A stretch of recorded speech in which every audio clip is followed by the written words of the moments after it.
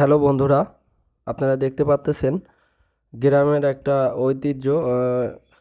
তালের দিনে এই তাল শাঁস খাওয়া প্রতি গ্রামে গেলেই দেখতে পারবেন যে এই তাল এইভাবে বিক্রি করতেছে। তো এরকম অনেক তালই এই বছরে খাওয়া হয়ে গেছে অলরেডি। তো আজকে আবারও তাল খাওয়ার জন্য দাঁড়ায় আছি। তো আজকেও অনেক কটা তাল নিলাম বাসার জন্য, খাওয়ার জন্য।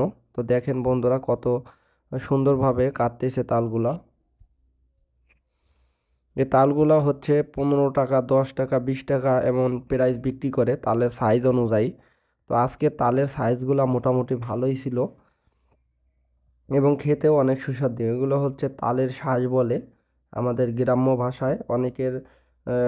অনেকের জেলায় অনেকভাবে নাম বলে, বাট আমাদের এলাকায় তালের শাঁস বলে এটাকে।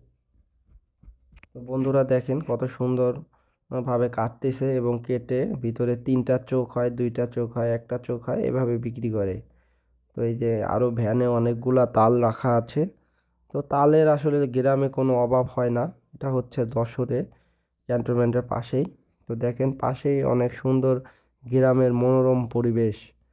তো এর পাশে এসে তাল বিক্রি করতেছে, এনাদের বাজারেও নিয়ে যায় নাই, কারণ এ জায়গায় সব সময় মানুষজন থাকে, চলাচল করে।